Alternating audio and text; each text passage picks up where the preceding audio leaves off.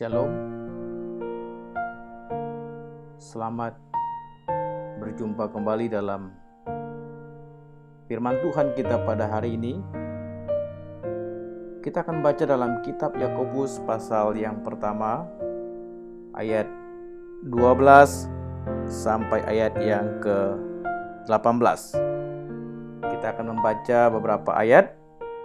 Ayat 12, berbahagialah orang yang bertahan dalam pencobaan, sebab apabila ia sudah tahan uji, ia akan menerima mahkota kehidupan yang dijanjikan Allah kepada barang siapa yang mengasihi dia. Ayat 13, apabila seorang dicobai, janganlah ia berkata, pencobaan ini datang dari Allah, sebab Allah tidak dapat dicobai oleh yang jahat, dan ia sendiri tidak dicobai siapapun. Ayat 14, tetapi tiap-tiap orang dicobai oleh keinginannya sendiri, karena ia diseret dan dipikat olehnya. Ayat 15, dan apabila keinginan itu telah dibuahi, ia melahirkan dosa, dan apabila dosa itu sudah matang, ia melahirkan maut. Saudara yang dikasihi oleh Yesus Kristus, tema firman Tuhan kita hari ini yaitu bertahan dalam pencobaan. Bertahan dalam pencobaan. Apa maksudnya kata bertahan? Kata bertahan dalam bahasa Yunani itu hopomeno, yang berarti menahan, berdiri teguh, dan bersabar. Kata dasarnya sama dengan kata ketekunan. Apa yang dilakukan oleh seseorang pada waktu disuruh untuk bertahan? Yang pertama, setiap orang harus percaya akan janji Allah. Yang kedua, memandang mahkota yang dijanjikan Tuhan. Lalu yang ketiga, mengasihi Tuhan, sehingga pada waktu seseorang dalam situasi yang sulit, dia dapat bertahan dengan melakukan ketiga hal tersebut. Saudara sekalian dikasihi oleh Yesus Kristus, apa yang dimaksud dengan kata pencobaan? Kata pencobaan dalam bahasa Yunani yaitu peirasmos, yang berarti pencobaan atau pembujukan.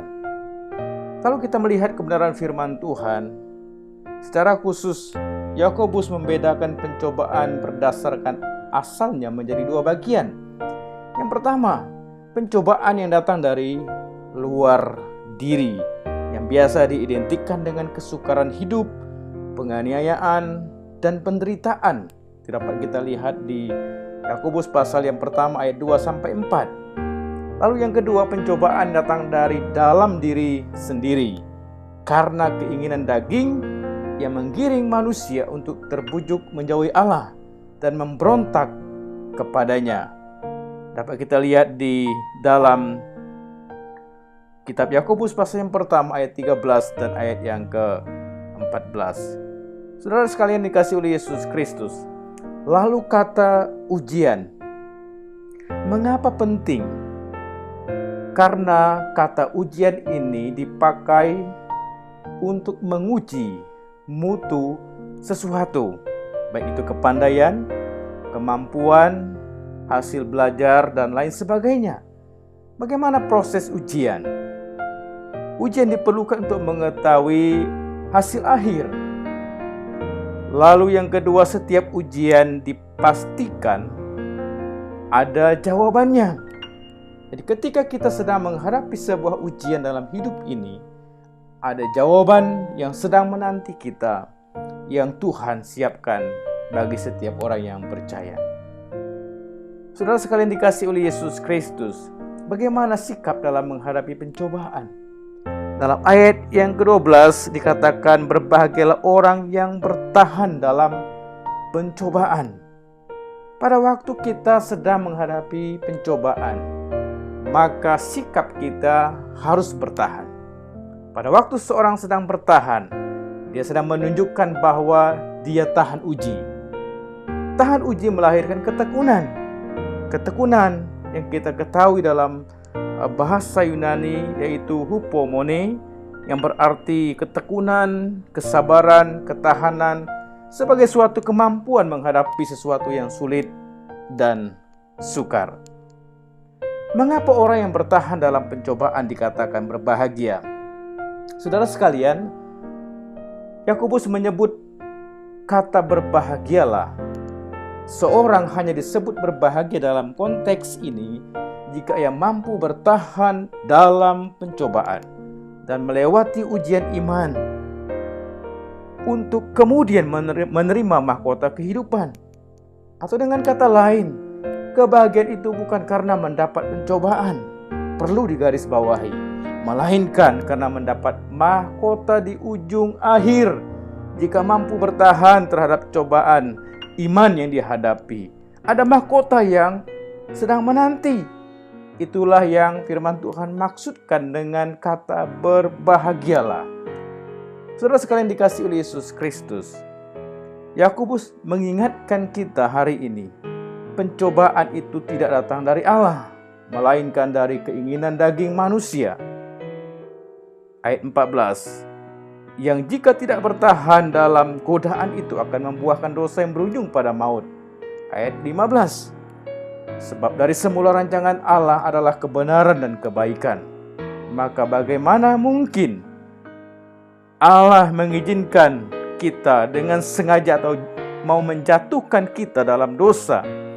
Berpikir secara demikian menurut Yakobus adalah kesesatan. Ayat 16-18. Karena itu, bertobatlah lebih tepat daripada menyalahkan Allah dan kita lari dari tanggung jawab. Saudara sekalian dikasihi oleh Yesus Kristus, kesimpulan dari firman Tuhan kita pada hari ini, siapapun kita pasti akan menghadapi pencobaan iman yang membawa kita mengalami penderitaan hidup ataupun godaan keinginan yang menggiring kita ke dalam dosa. Tetapi ingat, firman Tuhan berkata dalam 1 Korintus pasal 10 ayat 13, pencobaan-pencobaan yang kamu alami ialah pencobaan-pencobaan biasa yang tidak melebihi kekuatan manusia, sebab Allah setia dan karena itu Ia tidak akan membiarkan kamu dicobai melampaui kekuatanmu. Pada waktu kamu dicobai, Ia akan memberikan kepadamu jalan keluar sehingga kamu dapat menanggungnya. Inilah yang firman Tuhan katakan manakala saya dan saudara sedang menghadapi pencobaan. Hal yang perlu kita ingat hari ini ketika menghadapi pencobaan hidup, Tuhan tidak pernah merancangkan kecelakaan, melainkan rancangan damai sejahtera. Yeremia 11 ayat 29. Hal ini berarti ketika pencobaan dan penderitaan bukanlah tujuan akhir, bukan pula kehancuran total. Sebab tujuan akhir dari pencobaan itu adalah kesempurnaan dan keutuhan hidup yang disebut sebagai buah yang matang. Apa kita lihat di ayat yang keempat. Tuhan memiliki rancangan damai sejahtera bagi saya dan saudara ketika kita dapat bertahan menghadapi pencobaan. Kiranya kebenaran firman Tuhan pada hari ini memberkati kita semua. Nama Tuhan dipermuliakan. Shalom.